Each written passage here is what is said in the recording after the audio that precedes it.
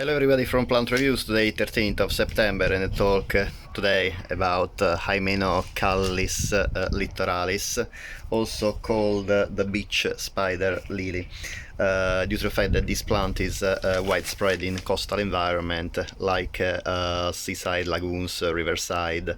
It is one of the spider lilies that like moist conditions, even if it can be grown as aquatic plant. I've read, however, I cultivated it just as other Hymenocallis and Ismene, so in well-drained soil, keeping the soil moist but not too much, and it grew and bloomed gorgeously, as you can see. The plant is in the genus Hymenocallis, that means beautiful membrane, and the membrane that the genus name is referring to is the membrane that is between the tepals, as you can see, and basically connect the stamens of the flower. The specific name littoralis means beach. That is indeed a reference to the environment where this species usually grows. The plant is native to Central America and the northern part of South America. In particular, is distributed in the wild from Mexico in the north to Peru and Brazil in the south. However, it is naturalized in many tropical and subtropical areas of Africa, Asia and Australasia. The species is grown as ornamental plant, as you can see, because of the incredibly beautiful flowers, and it is a plant that to be grown requires full sun or at least partial shade, and it blooms from midsummer to late autumn. Now indeed is late summer here in Kent, UK, and this is a plant that is in full bloom. Actually, the first couple of flowers have already faded, unfortunately, but I have still nice 4 out of 6 flowers, really gorgeous, and another one is on the way to fade, unfortunately. The plant is a plant that is a bulbous perennial plant. The bulb needs to be placed in a pot with the surface of the bulb quite close to, with the top of the bulb quite close to the surface, like other Hymenocallis and Ismene. The plant is a plant that is a perennial plant and belongs to the family Amaryllidaceae, together not only obviously with Ismene and Hymenocallis, that are other Hymenocallis obviously are the closest relative, and Ismene is another genus of plants quite close relative to Hymenocallis. They resemble them very much in the shape of the flower. However, the plants are also related to daffodils, for example, and amaryllises. The plant can reach about 70 centimeters tall. I am growing it in a pot, so probably this is the reason, because the flower stem actually grew only up to 50 centimeters tall, and it is a plant that produces leaves that are bright green. Indeed, I have another Hymenocallis harrisiana in my allotment at the moment. The leaves are quite different because Hymenocallis harrisiana comes from much drier places, and the leaves are quite glaucous. They are like blue-green, while this one is absolutely, as you can see, a beautiful bright green. And the flowers are quite big. Indeed, they are bigger than Hymenocallis harrisiana. I think I like them more than Hymenocallis harrisiana. That has been my first Hymenocallis to cultivate, because the flowers are bigger. They're about 14 centimeters in diameter, but they can reach even 17 or even 20 centimeters, I've read.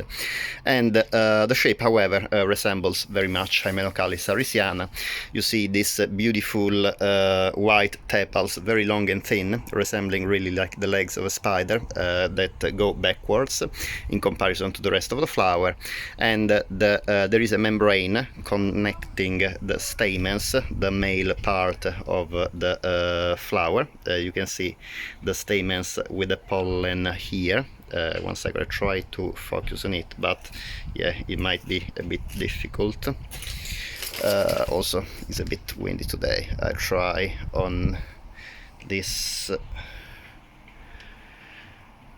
Okay, yeah, possibly. You see now, yeah, perfect. You see at the end of the green area, this stamen, this white, sorry, with this yellow pollen that is at the end of the stamen. Sorry, it's always a bit difficult. Okay, perfect. Now I think you can see the green long stamens that end up with the anther containing the yellow pollen here. And obviously from the center of the flower comes the stigma that is completely green and end up with a very long thin green peduncle without any pollen in the end of the peduncle. And try again to focus on the stigma. Hopefully you will see not only my finger, however, possibly here. Okay, you see in between the two yellow anthers there is a green small ball, I would say, and this is the female part. So basically, if you want to pollinate, to hand pollinate the flower, you just take out the pollen from the flower and you just put a little bit on the stigma. As soon as the wind finishes, I will try to okay, I'm just trying to put the pollen on the stamen. Sorry, I think it's better here.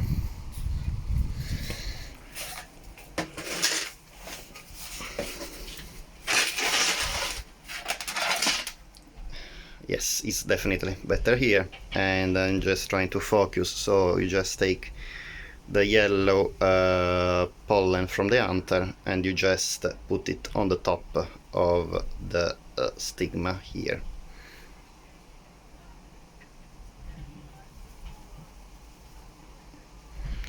So hopefully I will have some seeds from this beautiful plant. I put back the flower in the sun to show you better the wonderful blooming. So as I said, this plant actually is usually a prolific bloomer. The blooms, I've read, multiply quite often. I bought this plant from a Himalayan garden in the UK, and actually this plant was bought as Hyline grandiflora, that I couldn't find anywhere classified as a species. So I wrote on the Facebook page Bulborum after the plant bloomed to know if anybody had an idea of what species it was, because I knew by the flower it was a Hymenocallis, but I couldn't really identify the species. And Mr. Angelo Porcelli from the Facebook group Bulborum helped me in identifying correctly this plant, that is the Hymenocallis littoralis, and I'm really grateful to him. The plants are, I have it, as I said, it has been growing in full sun in a pot that is about 25 centimeters diameter, and it is about also, I would say, 30 centimeters deep. It grew very well, as you can see, and blooming great. With I have 1, 2, 3, 4, 5, 6 flowers. This obviously is the first year I planted it, so I am hoping that the next year will be more prolific blooming, but I already very happy that it managed to bloom this year. The thing is, I bought these plant in spring, so I planted it in May, and it actually sprouted quite late. It sprouted about I think mid-June, and is blooming now. That is late summer, as typical of the species, because as I said, it blooms between mid-summer and late autumn.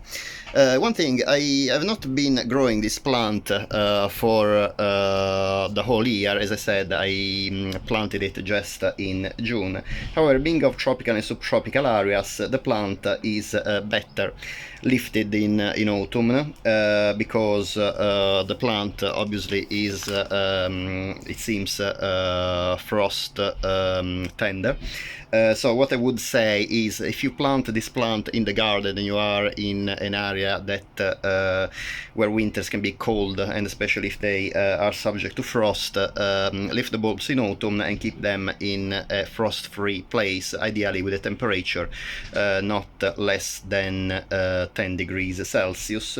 Otherwise, you can also keep the whole pot, like me, in a frost-free area, not too cold, like for example can be a conservatory or a cold greenhouse.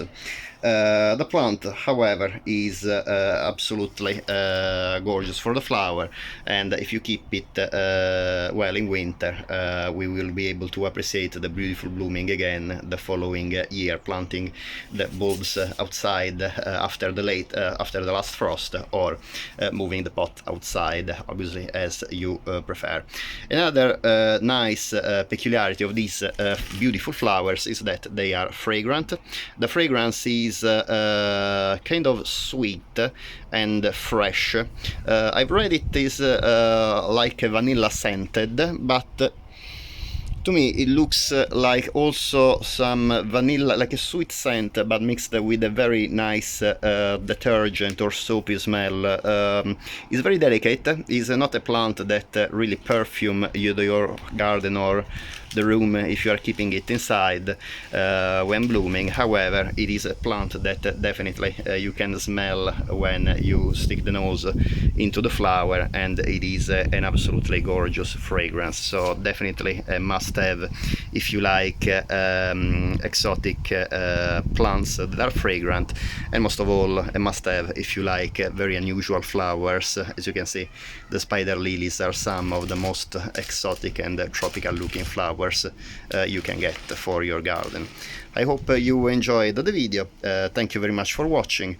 If you would like to support my channel, it would be great if you can please subscribe, and obviously any comments on my video is more than welcome. And if you'd like to have some more information about how I cultivate the plant, just please write down in the comments below, and I will reply to you as soon as possible.